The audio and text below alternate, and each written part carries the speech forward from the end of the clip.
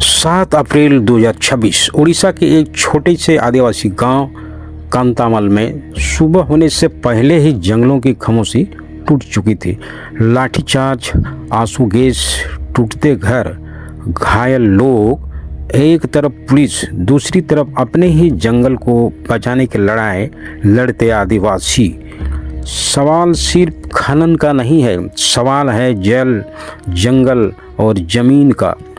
उड़ीसा के रायगढ़ डिस्ट्रिक्ट और कालाहांडी के बीच फैली सिजीमाली पहाड़ियाँ, यह सिर्फ पहाड़ ही नहीं, यह कंधा और परोजा आदिवासियों की आस्था, संस्कृति और जीवन का केंद्र है। यह इलाका भारत के संविधान की 5वीं अनुसूची क्षेत्र में आता है, जहां आदिवासियों को विशेष अधिकार दिए गए हैं।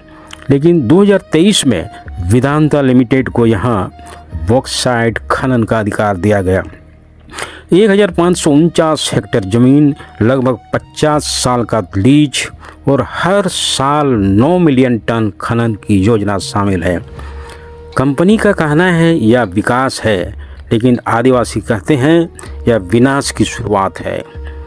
आदिवासियों का आरोप है कि उनकी सहमति के बिना ही ग्राम सभा की मंजूरी दिखाई गई।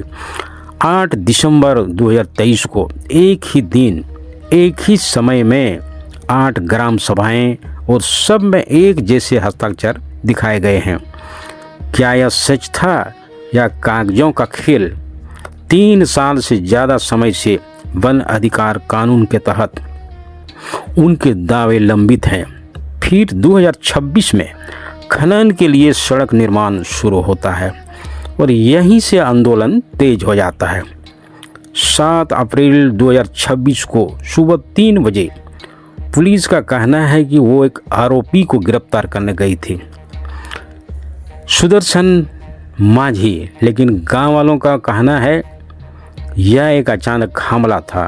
पुलिस के अनुसार करीब 250 ग्रामीणों ने घेराव किया, पत्थर, कुल्हाड़ी और हथियारों से हमला किया। 58 पुलिसकर्मी घायल हुए और कुछ गंभीर रूप से भी। लेकिन गाँव वालों की कहानी अलग ही है।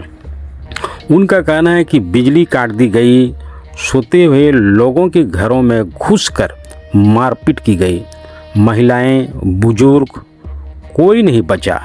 आंसू गैस, लाठीचार्ज और कथित फायरिंग भी हुई। करीब 70 ग्रामीण घायल हुए, एक गाय तक की मौत हुई। इस संघर्ष की आवाज़ बने गांव के लोग, महिलाएं और किसान, जैसे आनी मांझी, नगागंगी देई, रामचंद्र नायक। ये नाम सिर्फ आंकड़े नहीं है, ये जिंदा कहानियाँ हैं। राजनीतिक और सामाजिक संगठन भी सामने आए। 13 अप्रैल 2026 को वामपंथी दलों का एक दल राज्यपाल से मिला। उनकी मांग थी निष्पक्ष जांच हो, फर्जी केस वापस लिया जाए और खनन परियोजना पर रोक तुरंत लगाई जाए। यह सिर्फ एक गांव की कहानी नहीं है, यह सवाल है क्या विकास के नाम पर आदिवासियों की ज़मीन छीनी जा सकती है?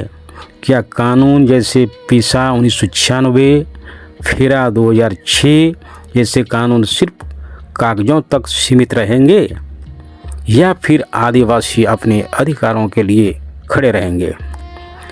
न्यामगिरी की तरह क्या सिजीमाली भी एक और ऐतिहासिक लड़ाई बनेगा? जंगल सिर्फ पेड़ नहीं होते, वो किसी की पहचान होते हैं, और जब पहचान पर हमला होता है तो आवाज़ उठती है। सिजीमाली की यह लड़ाई अभी ख़त्म नहीं हुई है, यह तो बस शुरुआत है।